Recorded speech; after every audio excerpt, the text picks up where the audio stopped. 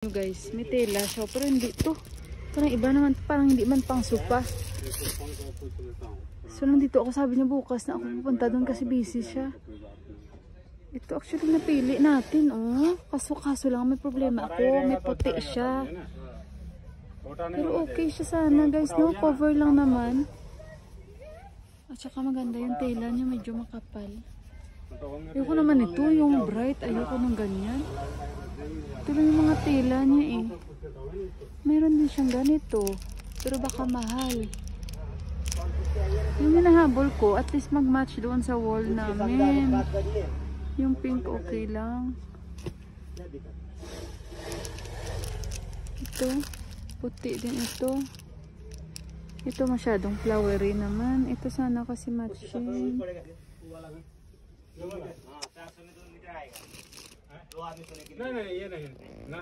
Sige na malaman natin yan guys. So dito ako sakay. Bye. Meron din siya sa taas mga flowery. Hindi maganda. Parang bedsheet na. So, okay to ah. Sa inyo guys, okay ito. Sofa cover. Yan silang dalawa guys nag-uusap. Buli ba yan? La? Buli Biana, Bilka. Biana?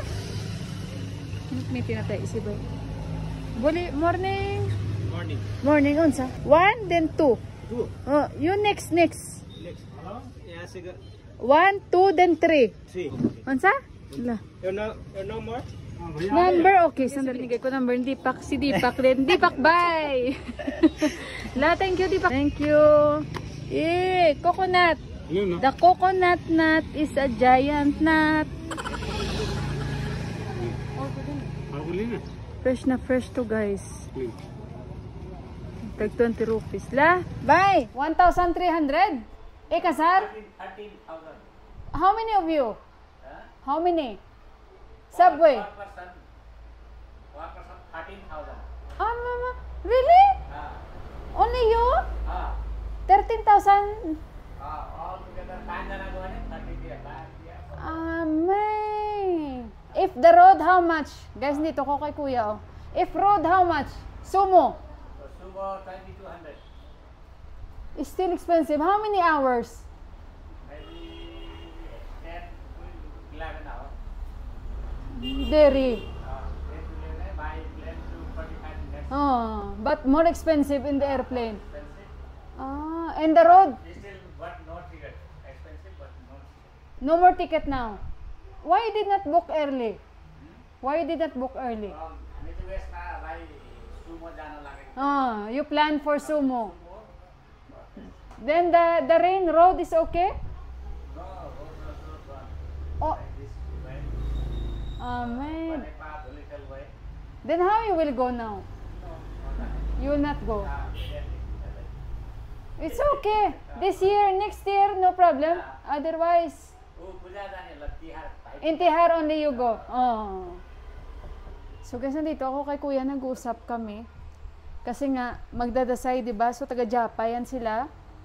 So, binaha tayo dito. May problem sila sa road. Even sumo, no more now ticket. Road also. No more ticket. Ticket enough, but no road. Oh my God. Tawa si kuya, oh. Too much difficult. Ano mo nang kakain? Chicken chow mein, kuya. Kuya means die. That's why I called you, I name you kuya. Pinangalanan ko si kuya eh. Kuya in our, in Tagalog, in our language. Kuya means big brother. Yeah, that's why I called you kuya. My husband also kuya. My son also kuya. But I told him uncle. But in Nepali, die. Chicken chow mein. And yeah. So ayun guys, nag-usap kami ni kuya kasi nga nung last sabi niya magsasara sila dito for 1 week kasi nga magdadasay na. Ngayon paano sila makakauwi kasi yung road sarado pero ticket is enough sa mga sumo ba, sa mga 4x4. So it takes like 11 hours ang biyahe nila at yung per head na babayaran nila sa sumo is, how much sumo dai per head? 2,000? 2,200 lang by sumo yon per head. 11 hours ang biyahe nila. Road, Kathmandu, Banipa, Japa, Dolikhel. Yan yung mga madadaanan nila ng mga village. Dolikhel, Banipa. Nakadaan na ako dyan guys, nakapunta na ako sa mga ganyan. Then 11 hours naman ang biyahe nila. Ngayon, enough yung ticket sa mga sumo pero wala na namang road. Kasi nga, gawa nga nang nangyari na baha, di ba? So you will not close, Dai. No need close. How you will?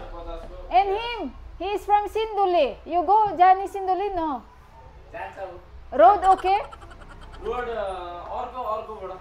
Tiksa? Ew. So ayun guys. Long road. Oh, long road. He had already short road, but now going long road. So for you only problem. Sa kanila problem, tapos mag-airplane man sila, yung per head naman is 13,000. Akala ko guys, 1,300. Kasi nga malayo. Pero 45 minutes naman. Ngayon, wala namang ticket sa airplane at napakamahal. So, hindi na lang daw sila uuwi. Kasi nga, dapat uuwi sila, di ba? So, sabi ko, bakit hindi kayo nag-book ng early? Narinig nyo naman, di ba? Sabi niya, hindi naman namin alam na masisira yung mga daan.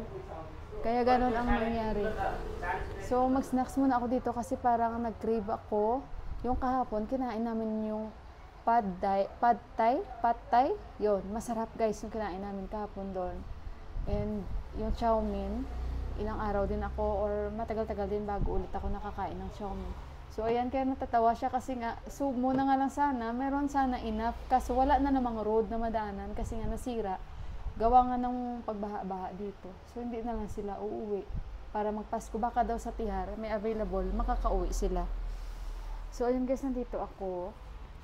Sa kay Kuya, i-update ko kayo regarding doon sa kanila ni Deepak na inireklamo ng kanyang, kaibigan na si, Sanjay Dai. Nagka-fine yung restaurant ng 200K. Kasi nga, nakitaan na may mga sila guys, dinagdag sa listahan nila. So ayun, at kaya nga sabi nila hindi nga kami makapaniwala na umabot yung bill namin sa ganun, pero deserve nila yun guys. Kailangan nilang bayaran yun para magbukas ulit ang tindahan nila and lesson din sa kanila. So ayun, at galing tayo kay Bay, naligo ako guys, mag-glass nga ako kasi nga actually, kahit nagbablog ako, nagsasalita ako, hindi ko kayo makita clear or yung mukha ko ba. So, ayan, okay yan, Sa nagtatanong pala about dito, ano ko na ito? Ito na talaga yung grado ng mata ko. Bali, frame lang talaga yung kailangan ko. Pero ipa-update ko pa rin ito, yung aking grade. Kasi nga sinabi sa akin nung babae, nung nagpa-check ako, na kung nagdadagdag daw yung age natin, nagdadagdag din minus yung paningin natin. So sa akin naman, normal naman lang sa age ko na kailangan ko na talaga gawa nga na syempre sa age mo nag-minus talaga, normal lang daw yun. Pero the rest, normal lahat guys. Normal lahat. Wala akong problema. And basta sabi niya, wag mong gamitin na lagi. Kasi kain muna tayo dito. Ganitong oras ako kumain kasi walang tao masyado at walang may mga naninigarilyo. Kasi pag dito, alam ni Kuya yan guys, ayoko yung may naninigarilyo. Kaya pag minsan, may papasok siya dito na taga-kain na may maninigarilyo, sasabihin niya sa akin doon. Kasi alam niya guys, nung last niya kumain ako, appreciate ko to. Kasi nung last kumakain ako doon, may uupo na mga grupo ba. Pinalipat niya kasi sabi niya, etong area na to dyan, non-smoking area. Kain ako doon. Kasi ewan ko pa guys, hindi naman sa pagiging maarte, sumasakit kasi ulo ko eh. Tapos parang feeling ko yung hininga ko nandito lang. Yung ganun ba. So si Bay, bukas na lang siya pupunta. Morning, mabuti morning siyang pupunta. At sinabihan ko na siya, diba, yung bahay namin, pangatlong bahay. Ayun. Pag siguro na prepare ko siya ng umaga, papuntahin ko siya ng umaga. Tapos ipatahi ko na yung sofa na cover. Guys, ito na yung order ko. And lemon, binibigyan ako lagi ni Kuya lemon. Kasi alam niya yan. So ayan guys, kasi masarap yung kanilang chow mein dito.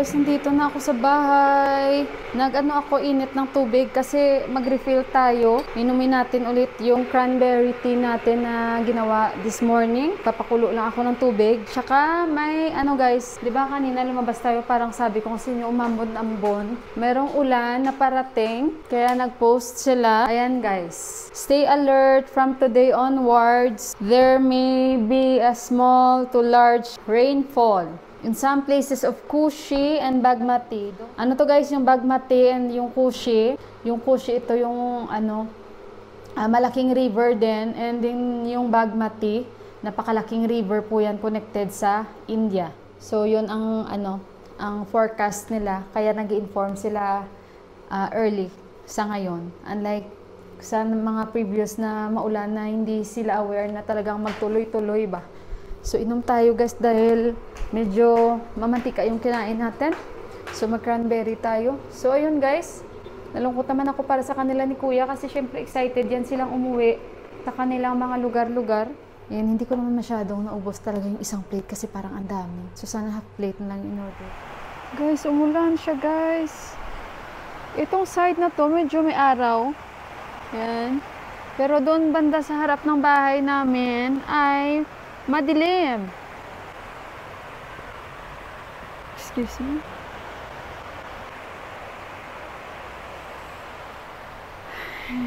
Sana tumigil yung ulan na to ng maaga. Wag na magtuloy na naman dahil nga, di ba? Yun ang sabi nila, may ulan. Or hindi naman dito na area pero sa ibang area. Tingnan nyo ang dilim, sobrang dilim. 5 o'clock na. Mag-on na pala ako ng tubig. Sandali muna guys at balikan ko kayo. Guys. Praying for everyone guys. Yung mga malalapit sa Taal Volcano. So kaya mag-iingat tayo guys. Ngayon malamig. Wala, pinatay ko na tong AC. Nag-andar pala. Kasi nga medyo malamig-lamig maulan. And magsi 6 o'clock na dito. Ayun, lasunduin ko pa palang aking anak, guys. Nakalimutan ko tuloy. Suwiin ko na yung vlog ko. Mag-ingat kayong lahat. Again, sa mga malalapit sa Taal Volcano, mag-ingat po kayo mga kababayan. Think yung bagyo, diba? Lumikas na yung bagyo. And, of course, kay Doc.